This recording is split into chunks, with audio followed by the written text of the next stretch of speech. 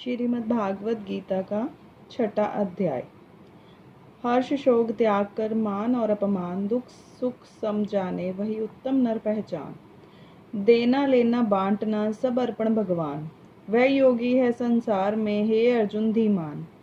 स्तुति गाली समझान कर जीवन करे व्यतीत, उस योगी की जगत में होती अर्जुन जीत। मेरे अर्पण कर्म कर हो करे नहीं अभिमान, मुक्त जीव व जगत में यूं कहते भगवान। श्री भगवान जी बोले, हे अर्जुन, जिसको कर्म फल में आसक्ति नहीं है और फिर भी कर्मों को करता है वह सन्यासी और योगी है।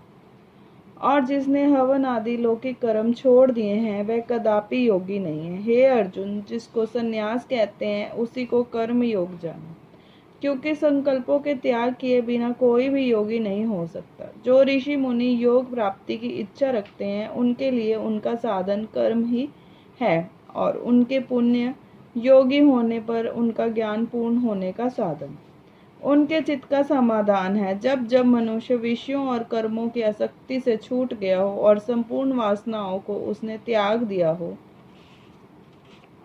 उसी समय वह योगारूढ़ कहा जाता है।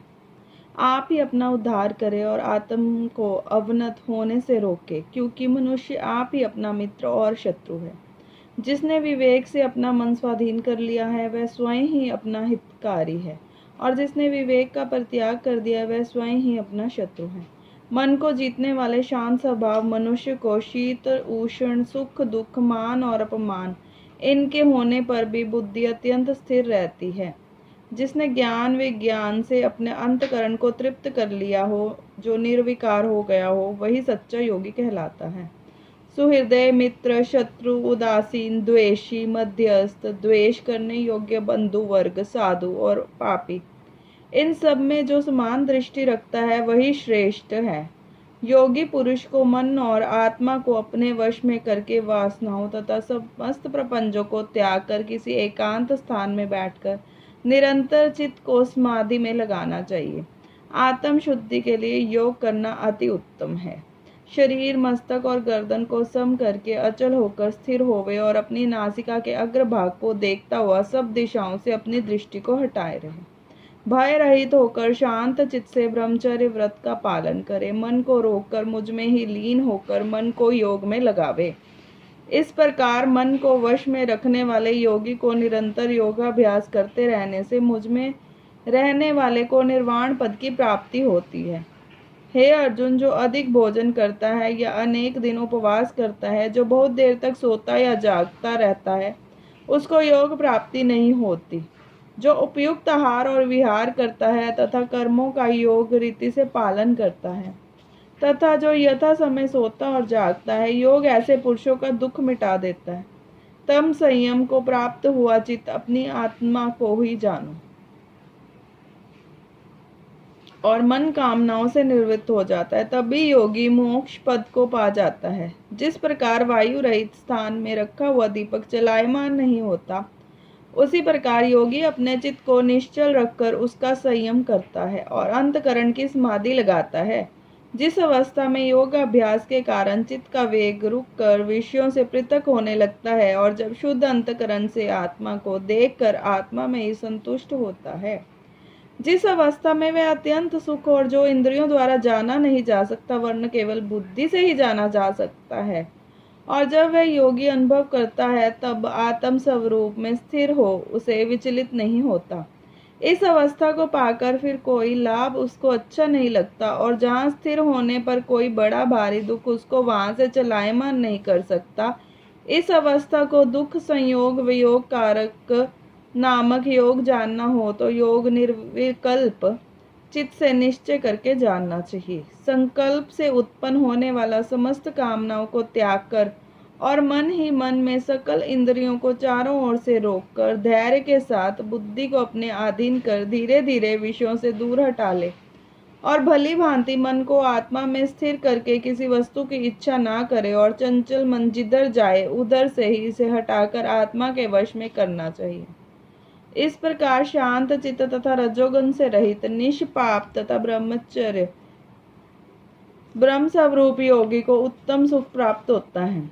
इस रीति से निरंतर योग अभ्यास करने वाला योगी समस्त पापों से छूट सहज ही उस परम सुख को पा लेता है जो ब्रह्म के संयोग से प्राप्त होता है। जिसका मन योग में स्थिर हो गया है उसकी दृष्टि भी सर्वत्र समान हो जाती है और वह सब प्राणियों में से अपने को और अपने में सब प्राणियों को देखता है।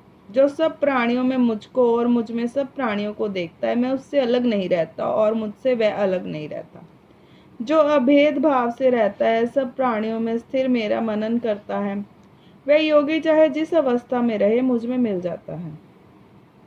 हे अर्जुन, जो समस्त प्राणियों के दुख सुख को अपने ही दुख सुख समान समझता है और सबको समान देखता है, वही श्रेष्ठ योगी है। अर्जुन बोले, हे मधुसूदन, आपने जो योग बताया कि सबको अपने में ही समान देखे, जो मन चंचल होने के कारण मैं उसमें अपने में दृढ़ स्थिर नहीं देखता हूँ। हे श्री कृष्ण, यह चंचल मन बड़ा ही हठी पराक्रमी और दृढ़ है।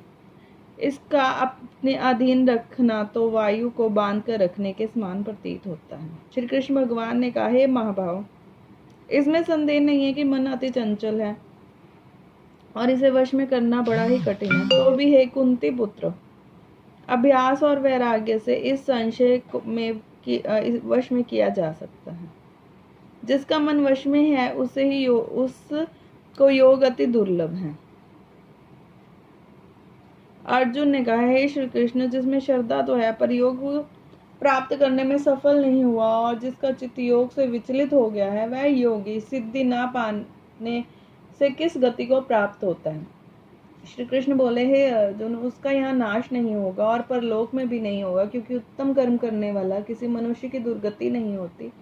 वह योग में असफल मनुष्य बहुत दिनों तक पुण्यवानों को प्राप्त होने वाले लोकों में वास करता है और फिर वहां से किसी पवित्र और धनवान मनुष्य के घर में आकर जन्म लेता है। इस प्रकार का जन्म पाना भी इस लोक में बड़ा दुर्लभ है। हे कुरुनंदन, यह योगियों के वंश में जन्म लेकर पूर्व जन्म से बुद्धि संस्कार अर्थात आत्मज्ञान को पाता है और उससे अधिक सिद्धि के लिए यत्न करता है। पूर्व जन्म में किए गए योगाभ्यास के बल पर अनेक विघ्न पड़ने पर भी वह मोक्ष को प्राप्त होता है। योग की केवल इच्छा ही हो तो पुरुष शब्द ब्रह्म के परे जा पहुंचता है। जो बड़े परिश्रम और यत्न से योगाभ्यास करता है वह पापों से छूट मोक्ष को पाता है। बड़े तपस्वियों से योगी श्रेष्ठ है जो शुद्ध होकर अनेक जन्मों में परिश्रम करके सफल होते हैं और ज्ञानियों से भी योगी श्रेष्ठ हैं। इसलिए हे अर्जुन, तुम योगी बनो, केवल मुझ में ही मन लगाकर योग्य प्राप्ति के लिए जो मेरा भजन करता है उसे समस्त योगियों में से भी मैं अत्यंत श्रेष्ठ मानता हूँ। छठे अध्याय का महात्म। भगवान जी बोले, हे लक्ष्मी, अब छठे अध्याय का महात्म सुनो। गोदावरी नदी के तट पर एक जनश्रुतु राजा था। वह बड़ा ही धर्मज्ञ था। एक दिन उस नगर में कई हंस उड़ते उड़ते आकर बैठे। उनमें से एक हंस बैठते ही उतावल हो उठ खड़ा हुआ। जब नगर के पंडितों ने कहा, हे हंस, तू ऐसा उतावला क्यों उड़ा है? तो क्या तू राजा जनश्रुति से भी पहले ही स्वर्ग जाना चाहता है? तब उन पक्षियों में जो सरदार था उसने कहा, इस राजा से भी बढ़कर एक रायक मुनि श्रेष्ठ है। वह बैकुंठ के अधिकारी होवेंगे। बैकुंठ लोक स्वर्ग से भी ऊंचा है। जब यह वार्ता राजा ने सुनी तब मन में विचार आया कि मैं उसका पुण्य अधिक होगा जिसकी ये हंस स्तुति करते हैं। यह विचार कर राजा ने कहा, चलकर उनके दर्शन करने चाहिए। तब राजा ने सारथी से रथ मंगवाकर उस पर प्रथम बैठकर श्री काशी जी में जाकर गंगा स्नान कर ब्राह्मण को दान दिया और विश्वनाथ शिव जी के दर्शन किए। फिर लोगों से पूछा, यहाँ रायक मुनि रहते हैं? लोगों ने कहा, नहीं। तब राजा दक्षिण दिशा में गए, वहां भी स्नान ध्यान कर दान दिया और द्वारनाथ को परसा।